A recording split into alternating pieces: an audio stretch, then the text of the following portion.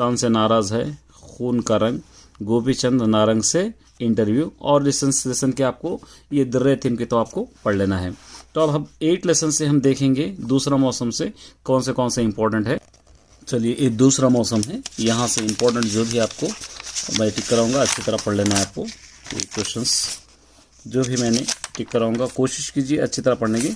और सबसे पहले आपको ये पैराग्राफ्स अच्छी तरह पढ़ लेना है। देखिए, ये पैराग्राफ राइटिंग आपको देगा, या पैराग्राफ देगा, पैराग्राफ के नीचे कुछ क्वेश्चंस दिया जाएगा, इसके जवाब लिखना है। इसके अंदर ऑलरेडी सॉल्व है, देखिए ये आपको लिखना है। कोई भी पैराग्राफ आप आसानी से कर पाते हैं।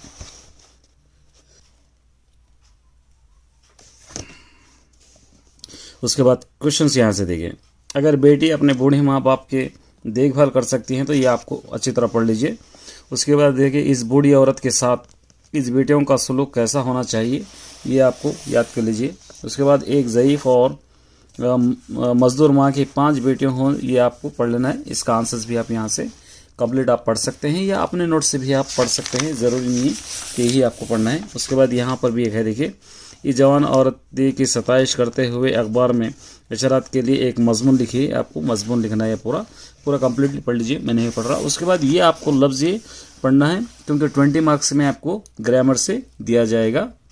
इसके बाद नेक्स्ट 9th लेसन देखिए, औरत। इस वाले लेसन के इंपॉर्टेंट कौन से है वो एक बार देख लीजिए, ताकि आपको अच्छी तरह लिख सके। और सबसे पहले हम, ये एक वो बुक है मेरे पास, टेक्स्ट बुक नहीं रहने से वो बुक से देखिए ये पढ़ना है आपको। जेल के पैराग्राफ पढ़िए, पढ़ के इन सवालात के आपको जवाब लिखना है। ये पैराग्राफ आपको पढ़ना है, इन क्वेश्चंस के आपको जवाब आप लिखना है। उसके बाद यहाँ से देखिए, जेल के सवालों के 10 या जवाब 10 या 12 जुमलों में देना है। यहाँ पे उर्दू अदब में यहाँ पे मर्दों के साथ साथ ख्वातीन का, ये भी आपको पूरा कंप्लीटली पढ़ लीजिए। इसका आंसर यहाँ से पढ़ लीजिए, या टेक्स्ट बुक से आप पढ़ सकते हैं, या जहाँ से भी आप पढ़े हैं वहाँ पर से पढ़ सकते हैं। यहाँ पे नज़म में, उसके बाद यहाँ पे देखिए, नज़म में मौजूदा जोश और वलवले पैदा करने वाली बातों से मुतालिक अपने लफ्ज़ों में एक मजमून आप लिखिए। यहाँ से भी आप एक मजमून है, देखिए यहाँ पे पूरा मजमून है। उसकी तरह यहाँ से देखिए, ख्वातीन को यहाँ पे बाइख्तियार बनाने के लिए ये क्वेश्चन आप पढ़ लीजिए, यहाँ से जुमलों में इस्तेमाल करना है, आपको पढ़ लीजिए पूरा यहाँ से। उसके बाद ये देखिए, लड़की रहमत है कि न जहमत है, इस उन्वान पर समाजी बेदारी के लिए एक पोस्टर आपको बनाना है। इस तरह एक पोस्टर आपको बनाने का पोस्टर भी आपको आएगा, ये पोस्टर भी आपको लिख लेना है। उसी तरह नेक्स्ट तरकीब 10th लेसन के इम्पोर्टेंट हम देखेंगे। 10th लेसन में यहाँ से देखिए, जेल के पैराग्राफ है, पैराग्राफ आपको पढ़ना है। ये पैराग्राफ में हाँ या ना जो भी देगा आपको कर लेना है।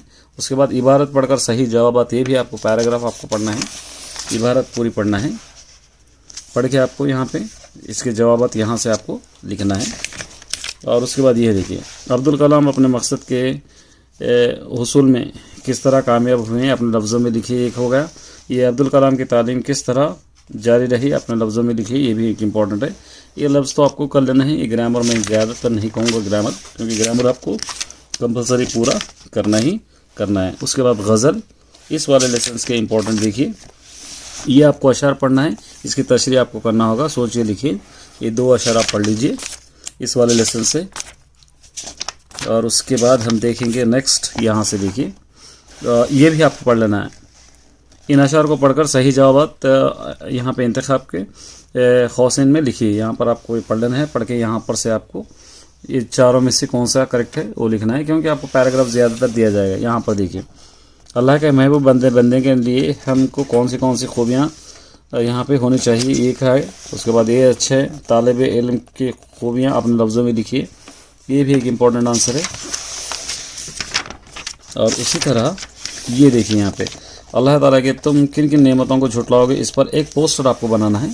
पोस्टर ये लेटर आपको किसी तरह देगा, ये एक लेटर एक पोस्टर देखिए, ये पोस्टर आपको कर लेना है। उसी तरह नेक्स्ट लेसन यहाँ पे, जानवर इंसान से नाराज़ है, इस वाले लेसन के इम्पॉर्टेंट जो भी मैं टिक करा रहा हूँ पढ़ने की कोशिश कीजिए।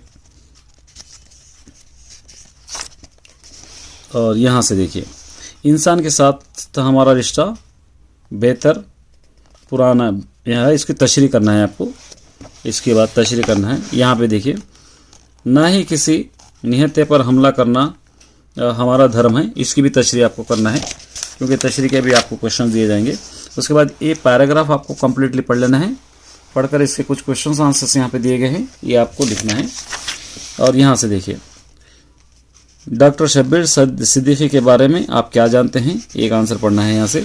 मुसन्निफ ने शेर की ज़ुबानी इंसानों तक कैसे क्या पैगाम पहुँचाया है, ये आपको यहाँ में हमें इंसानों के जहनियत नहीं अपनानी है, ये आपको पूरा कंप्लीट पढ़ के आपको इसका आंसर भी लिखना है।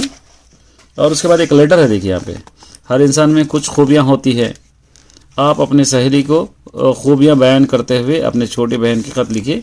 इस तरह का एक लेटर आपको देगा, ये कम्प्लीटली लेटर है। देखिए आप अपने से लिख सकते हैं, ऐसा ज़रूरी नहीं है कि यहाँ से आप लेटर लिखना है। इसी तरह नेक्स्ट लेसन हम देखेंगे, यहाँ पे खून का रंग, इस वाले लेसन के इम्पोर्टेंट।